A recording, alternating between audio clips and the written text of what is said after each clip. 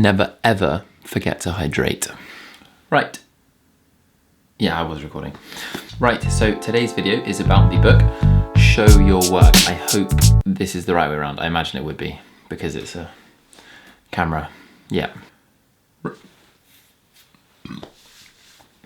Right, so today's video is about the book Show Your Work, because it is a fantastic book and it is about self-promotion for people who don't like self-promotion. That's kind of the target audience for it, but it's also about why, how, and what you should show online.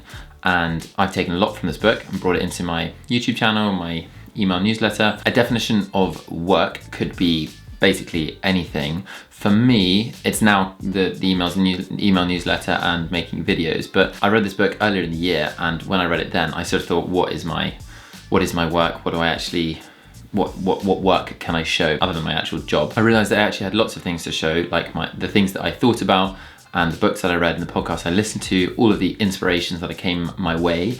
I then sort of developed my own opinions on them, and that is effectively what I sort of defined as my work. Now it's the videos, so the video is the actual end product, but Show Your Work is about sharing your process as well, everything behind your work. So we'll go into that. This video is going to be split into 3 parts. It's going to be why you should show your work, how you should show your work, and what you should show. And then we'll have some tips at the end. Before we get into that though, the main takeaway from the book from me is that you should share your work online, because you will never know the impact of something that you do or something that you produce before you share it. You cannot tell when you're doing it in your bedroom or in your home or wherever you do your work, you cannot tell how it will impact someone else. And it might impact someone in a good way, and that's why you should share it. So why should you share your work? Well, the main reason that Austin Kleon gives, he is the author, by the way. I haven't actually, should have mentioned that earlier in the video. He gives several different reasons why you should share your work. We obviously spoke about the main one, that you never know the impact that people, that it will have on people. You can't predict how people will engage with your work. He also says you can contribute to a scene. So the scene could be whatever you're interested in. For me, it's like personal development and life lessons and that kind of thing. And although that is like extremely busy as a field right now, or sort of, area of online content, it's very saturated, you can still contribute to the scene. And he mentions amateurs a lot. Amateurs know that contributing is better than doing nothing. He says that amateurs are not afraid to make mistakes or look ridiculous in public, as I am willing to do. They're in love, so they don't hesitate to do work that others think of as silly or just plain stupid. Amateurs know that contributing something is better than contributing nothing. That is one of my main takeaways from the book. I am willing to contribute to the scene of personal development with my own spin on things and see what happens. He quotes Clay Shirky, I don't know who that is, and he says, "The stupidest possible creative act is still a creative act." Apparently. Another reason why you should share your work is because you might make an audience or find an audience who are interested in the same things as you, and you can interact with them and learn from them and potentially make money as well down the line. So if you stick around long enough, then you can find an audience. You can potentially fund your sort of creative venture or your work, whatever it might be. We're generally talking about sort of creative work, but it could be whatever you want. And we'll talk about what you can actually show and like what is your work in a later part of the video. But it doesn't have to be making videos. Making videos is quite revealing and quite public, but it could be if you're a writer or a chef or a painter, it could just be taking pictures and adding a caption and sharing what you're doing and how you're doing it.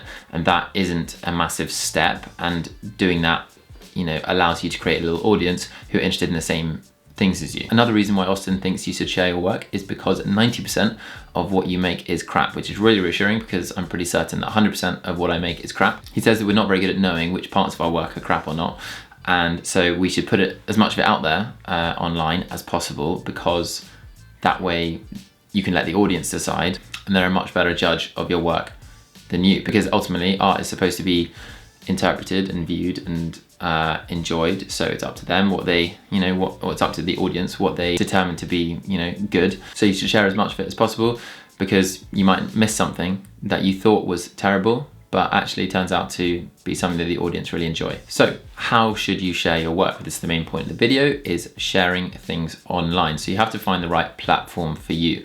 The big one though, whatever platform you are going to use, is have a website. Just before this video, I bought the domain name tintinsmith.com because I should, practice what I preach. I'm telling everyone to buy the internet name for themselves, which is what Austin Kleon tells everyone to do in the book. He says, buy the domain name and have that as your personal, hub where anyone on the internet can come find you and they can see, or they can be pointed to all the different things that you have online. Maybe it's your YouTube channel, your Instagram, your Twitter, your articles, your books, whatever. So the website's a really important one, but then after that, it's about finding the different platforms. So obviously you can go to Snapchat, Twitter. I wouldn't go to Snapchat personally, but you can go to Snapchat, Twitter, Instagram, Pinterest, Tumblr, I don't know if that's a thing anymore, or YouTube, and put your work on there. And crucially, share something small every day. So going forwards, I am going to be sharing something small on Twitter or Instagram, most likely, just about the process that I'm going through of making videos, what I'm thinking about. Hopefully, as Austin warns, don't turn into human spam. So that's something I'm really trying to avoid. But if you share something small every day, you can grow a massive library of things that you have thought and believed and shared and whatever. One small thing a day over time compounds massively. An example of this is my email newsletter, which I started in February, and I've written 38 issues now, which is actually a massive library of things that I think about and content that I think is somewhat valuable. Even if it's very minimal, the value that it is offering, it is something. And over time, you can go from something small to something big. So whatever your work is, get a website and find the online platform that works for you and share your work. Finally, we're going to talk about what you should show. So what you should show is your work. So not things that are personal to you or that you're uncomfortable sharing. Obviously, the book is called Show Your Work. So what is your work? And as I mentioned at the start of the video, I wasn't really sure what my work was earlier in the year when I first read it.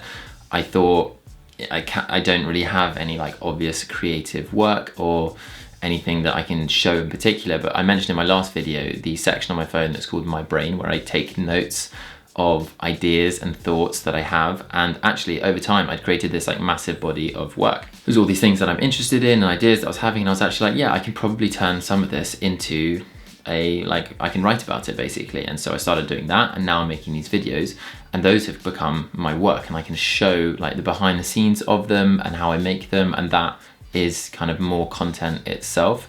So don't show things you're not comfortable with, like your personal life or maybe your money or the rest of your house even. You can just show what you want to show. If you're a chef or a painter or a writer or an actor or a scientist or a carpenter, then just show the bit that you're comfortable showing, and you don't have to worry about revealing any part of your personal life. The other things that you should show are your inspirations. So what is motivating you to do the things that you like doing, and why do you like doing them? So for me, it's Austin Kleon, Ali Abdaal, Naval Ravikant, Mike Boyd. Just share, and I'll talk about these people in future videos, I'm sure.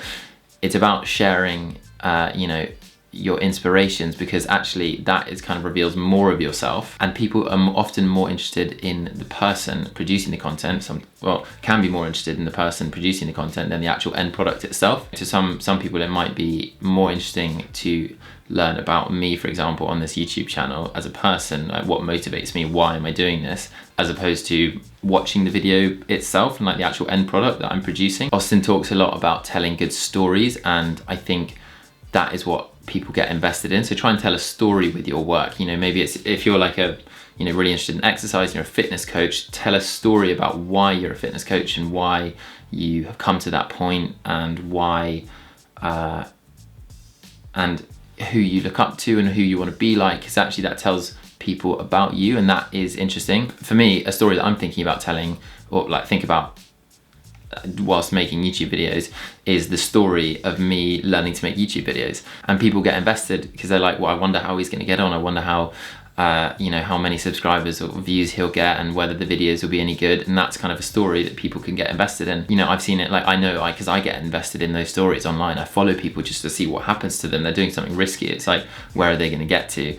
So that's the kind of story that I try and tell here, because I know that that's what people I know that's what some people will find interesting, because maybe I'm going to end up being an epic YouTuber and that will be pretty sick to follow. As I mentioned earlier though, one final message is don't turn into human spam. You want hearts, not eyeballs, is what Austin says. So basically don't spam your news feeds or people's news feeds with endless stuff and crap that you want to share. You need to respect people's timelines and time and news feeds and inboxes and stuff, and think about what is the point of the thing that I'm sharing. So some final tips to remember with sharing your work online, which I'm really trying to take to heart, which we've got on the back of the book. Learn to take a punch, sell out, and stick around. So learn to take a punch. Basically, people, if you put yourself out there, people might, you know, feel some kind of hostility towards you, and they may say mean things, they may put mean comments, they may try to bring you down, but that is part of life. I am ready to, you know, learn to take a punch and throw a couple back. So don't put any mean comments, please. And because I might throw a punch back. Who bloody knows?